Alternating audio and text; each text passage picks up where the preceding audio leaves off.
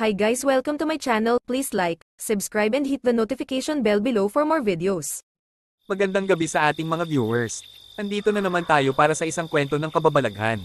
Ang kwento natin ngayon hango sa totoong buhay na karanasan. Ang kwento ay tungkol sa kasal na ang handa ay may halo ng karne ng tao. Ang kwentong ito ay galing sa aming ninuno o sa aming lola. Noong unang panahon sa aming lugar sa probinsya ng Iloilo, may isang kwento tungkol sa kasal na pinagdiriwang. Habang naghahanda ang mga tao at kamag-anak para sa kasal ng magkasintahan. Ang lugar na ito ay nasa liblib na lugar ng Iloilo. Ang lugar ay tinatawag na lugar ng Antique. Habang abala ang mga tao sa paghahanda, maraming bisita at kamag-anak ang dumating mula sa malalayong karatig probinsya ng Iloilo. Masaya ang bisperas ng kasal dahil nagkita-kita ang mga kamag-anak. Nagkakilala sila dahil sa kasal.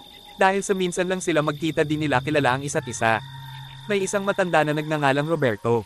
Nung gabi ng besperas ng kasal, habang abala ang lahat, si Mang Roberto ay abala din sa pagkilala sa kanyang pamilya na sa gabing yun lang niya nakilala. Dahil nga si Mang Roberto ay galing pa sa kabilang karatig probinsya ng Iloilo. Habang kinikilala ni Mang Roberto ang kanyang pamilya, masaya siya dahil nakilala niya ang mga ito. Sa may lutuan, merong mga lalaki na naghahanda para sa kasal bukas. Ang mga nagluluto ay di nila kamag-anak. Habang palalim na nga gabi, dahil sa besperas pa lang, ang mga bisita ay nagsiuwian na para makapaghanda para bukas. At si Mang Roberto naman ay nanatili sa bahay ng ikakasal. Nakadahilanang nanggaling pa siya sa malayong lugar. Nang gabing yun ay pumasok na si Mang Roberto sa bahay ng kanyang kamag-anak. Naghanda na siya para matulog. Kaya pumunta na siya sa banyo para maglinis ng katawan at magbihis ng pantulog. At nang nasa kwarto na si Mang Roberto ay di siya makatulog dahil sa ingay ng mga tao na naghahanda para sa kasal bukas. At dahil sa inip na isip ni Mang Roberto, sumilip sa bintana.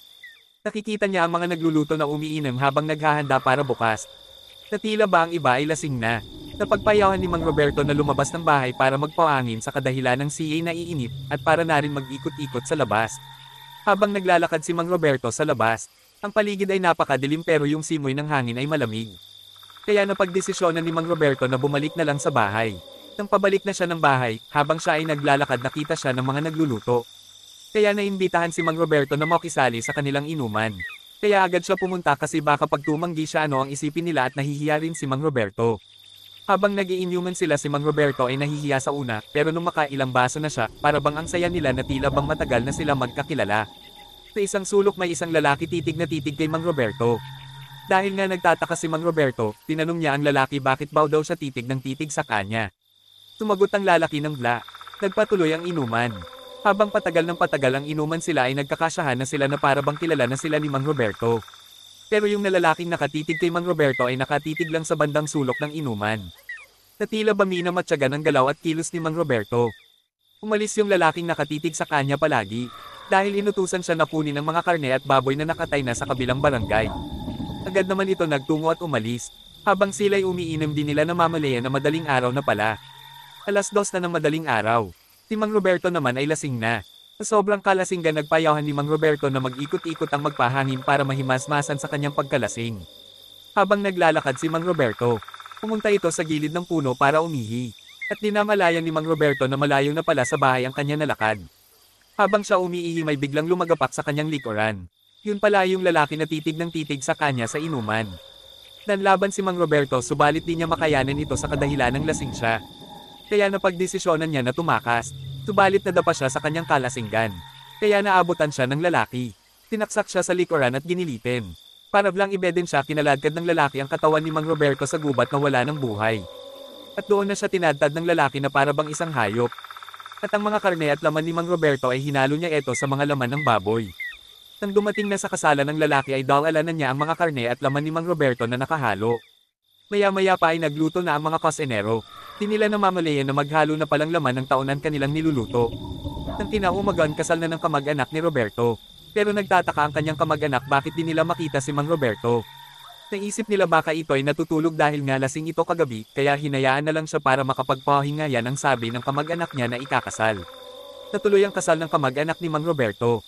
Nang nasa bahay na sila nung tanghalian, nagkakasyahan ang pamilya, ngunit nagtataka ang kamag-anak nang di nila siya masilayan. Doon na nagtaka ang kamag-anak ni Mang Roberto. Nang dakong hapon na, nagtapos na ang kasiyahan at nagsiuwian na ang mga tao at bisita. Nagtataka pa rin sila kung nasaan si Mang Roberto. Napaisip sila na ba kung uwi ito.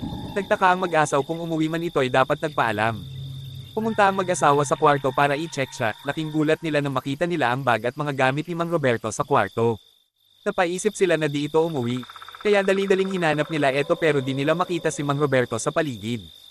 Iniisip nila na baka nakatulog ito sa paligid kagabi dahil nga sa kalasinggan. Pero walang silang makitang Roberto, kaya napagdesisyonan nilang pumunta ng barangay para hanapin ito. Kaya sumama ang barangay para hanapin si Mang Roberto, pero di nila ito mahanap. Kaya agad sila pumunta sa bahay ng kasama niya nung gabing nag-iinuman sila. Nagtanong-tanong sila pero wala daw silang alam. Hanggang sa naka-rating sa pamilya ni Mang Roberto ang nangyari. Tila ba pala isipan ang nangyari kay Mang Roberto? Subalik sa pagsasaliksik nalaman nila na ang lalaki palang iyon na titig ng titig kay Mang Roberto ang pumatay at tinadtad niya ito at hinalo sa mga karne at baboy.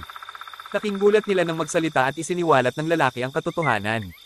Ang kadahilanan ay nakasalubong pala ng lalaki si Mang Berto bago pa ito pumunta ng kasalan. Dahil nga pala sa ugali ni Mang Berto na mayabang, nasagi niya pala ang lalaki na titig ng titig sa kanya sa palengke. Pero di niya namumukhaan ang lalaki. Kaya gumanti ang lalaki sa kadahilanang di humingi ng tawad si Mang Roberto. Lesson: huwag mapagmataas, laging maging mapagkumbaba at humingi ng tawad kung ito ay iyong kasalanan. Please like and subscribe kung ayaw niyo matulad kay Mang Roberto. Charing!